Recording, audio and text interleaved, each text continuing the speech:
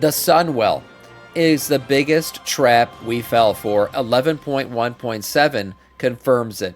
The Sunwell is going to be relevant, especially for Midnight. I mean, we're going back to Silver Moon. All the elves are reuniting and everything else. The Sunwell's always been a big part of what Silver Moon's all about. It was the reason the Lich King invaded. It was a big part of the Void Elves questline and the return of the Sunwell and how it reacted to the Void and everything else. There's been a lot of weird stuff going on with the Sunwell. Let's see what Doran, the Teller of 1,000 Truths, has to say about the Sunwell and how it's about to become relevant once again.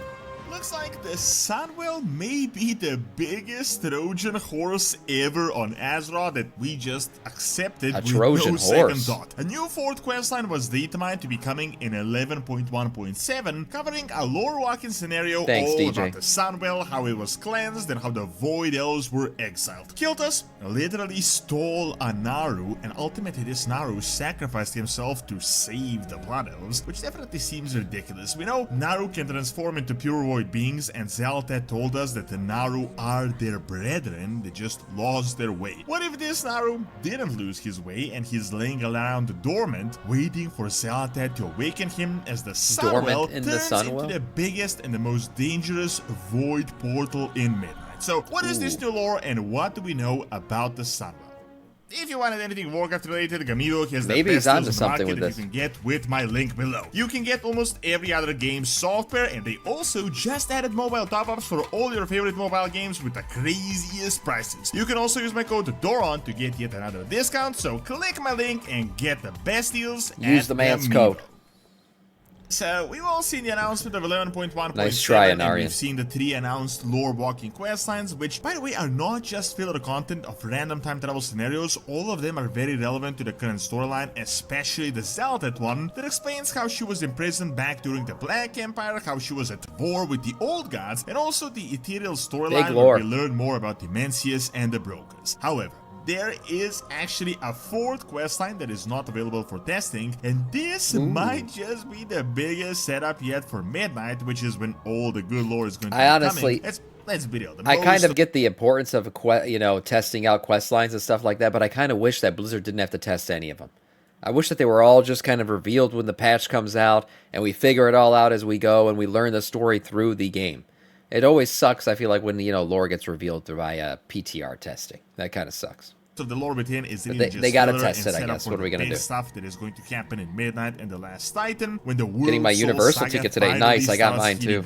So the questline hasn't been determined yet, but the questline isn't even a key point here. It's probably just going to be reliving the Sunwell scenario so that we're familiar with it, and very likely the exile of the Void Elves when they once corrupted the Sunwell. Long story short, the High Elves, or what later would become High Elves, were exiled from Kalimdor when they were the Highborn. They founded Kuat-Alas on the Eastern Kingdoms. Here, they created the Sunwell through the Well of Eternity, which is really interesting now with this new lore, seeing that this might actually be Titan magic, as it is arcane and not even the blood of the world soul as we had previously believed. However, this Sunwell made them super powerful until Arthas came in and decided to smash it to resurrect Kel'Thuzad and to destroy the entirety of their kingdom. Now, this is all Warcraft 3 storyline, as the Blood Elves didn't have this power anymore, and they were— What a big mistake on Arthas' part, resurrecting Kel'Thuzad, the most killed boss ever in the history of this game. Kel'Thuzad just comes back to life so we can kill him over and over, and then we go to the fucking afterlife and we kill him again. I mean, Jesus, this guy's literally just a loot pinata. And that was the guy that Arthas decided to freaking res. Really big mistake. Dependent on this power, so they just started draining magic from other sources, most notably Fel. This new document says that this is what ravaged their minds and bodies over time, and we had seen the Withered all the time and completely crazy Blood Elves, so this isn't really new lore. This is also when the High Elves officially turned into Blood Elves. Now, Kiltus realized that they're essentially doomed from this point forward. They gotta figure something out, and as he followed Illidan to Outland, he realized that he could just steal a whole Naru, which, when you think about it, is a completely crazy notion, but that is exactly what he did. He stole a Naru and had his Magister transport him into the Sunwell, where they started siphoning its holy power, which was really the craziest use of holy magic we had ever seen before. However, as this now opened the the door to the Legion and kill Jaden wanted to come through with this power source, a supposed miracle happened. And I say supposed because I think we're going to learn something crazy and that this was not really a miracle but a long-term plan. The Naru that was completely abused by the elves and stolen suddenly sacrificed himself for the good of all, especially the good of the Blood Elves, and he cleansed and restored the sun. Wait, that sounds shady as hell. So the Naru that was completely abused and beaten to shit then sacrificed itself to save its abusers? Is that what happened? I didn't realize that, if that is what happened. Now, maybe it was, saving the other elves that hadn't abused it, but it would seem like this Naru would have a problem with elves after all this abuse that it took. So maybe this was a planned, long-term planned sacrifice to be able to actually screw over the elves when the time came, and then open up the portal to the void.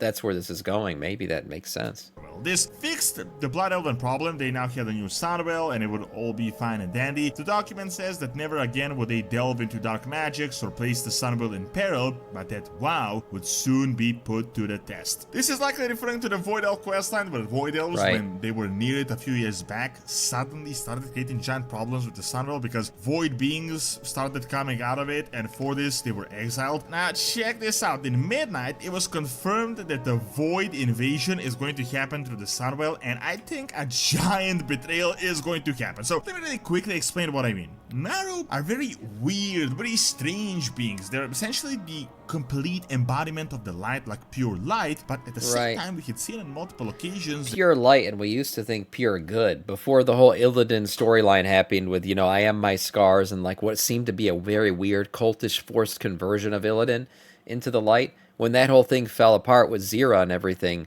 then we realized, oh shit, like these guys are not exactly all good. They're just really all light, and they only see the light as the true path to like salvation. So anybody who isn't with the light is kind of like their enemy at this point. So it's a weird thing. It's Naru. We're gonna get more lore out of them for sure. The whole Sunwell playing a role in the Void coming, I think that's a for sure. That's a guarantee. Only because if you've played through the Void Elf questline, you know this. You know already that this has a big reaction. Achilles, 26 months. 26 months. Go. Yes, thank you, Achilles. I appreciate that. Death Knight Ever Scourge. What I was going to say is, yeah, the Sunwell had a reaction to the Void already.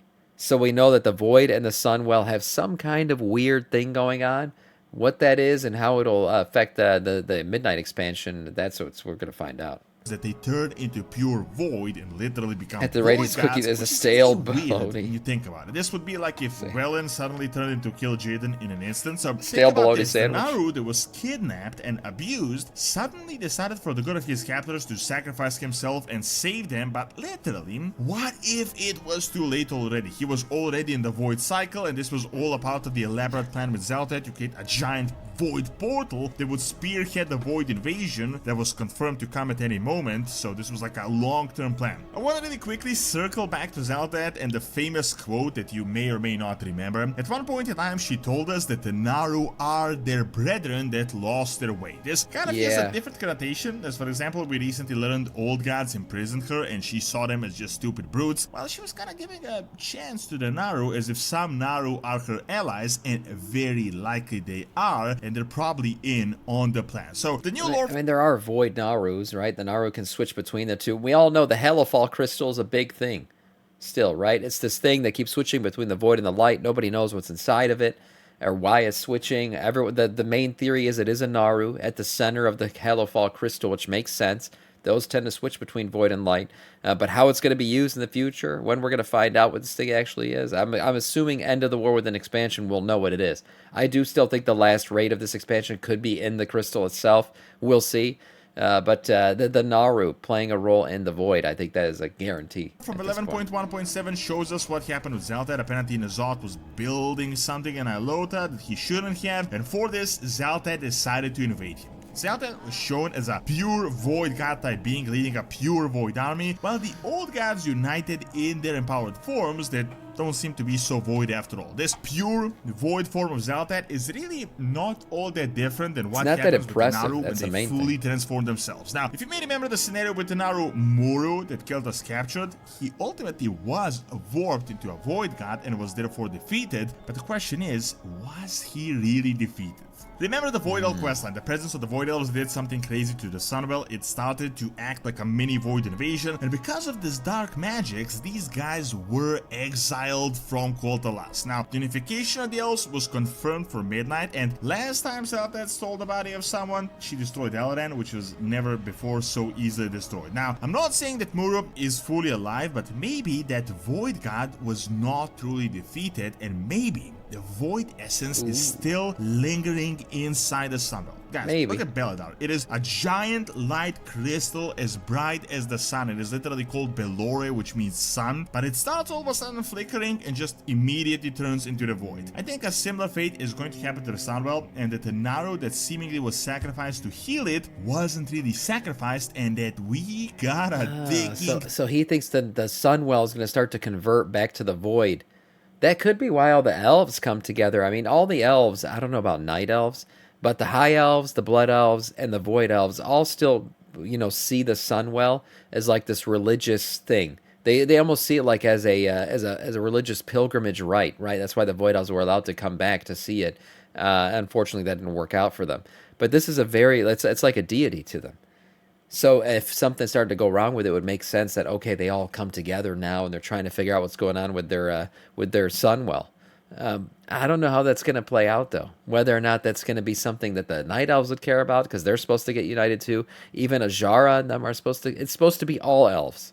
So I guess we'll see how that Sunwell lore plays out. Time Bob inside. Previously, it almost summoned Kill Jaden, but now when Zelda does something crazy, it will be used to summon Dimensions. I'm hoping it's something unexpected. Yeah, me too. All hell is going to break loose. So the point is, the Sunwell may have been a scam. It was never really cleansed or restored or reignited, but instead we got a temporary cleansing that is probably going to be the worst Trojan horse that we ever had on Azeroth, and the Blood Elves are going to get it worse than they did during Arthas' invasion of Quel'Thalas. The only thing I'm not so sure about right now is how is that transition going to happen from Kazakar to the Eastern Kingdoms to Quel'Thalas. I think it will be something that we learn about Beledar and this light and void cycle, and this is going to be key. Realistically, I think there is a seed of the void inside the Sunwell that can't be seen yet. This is what caused the mini invasion with the Void Elves, but Zelda may use the Dark Heart that she fully empowers in order to fully empower this thing and turn it into a true powerhouse portal that is going to wreak havoc all over Azeroth. Maybe that's how it happens. Maybe Xal'atath uses the Dark Heart to poison the Sunwell in a way, or to unleash the Naru, the Void Naru, from inside of it. And bring us, as Blizzard said, the biggest invasion ever. I mean, remember. But then again, she doesn't have it right now, does she?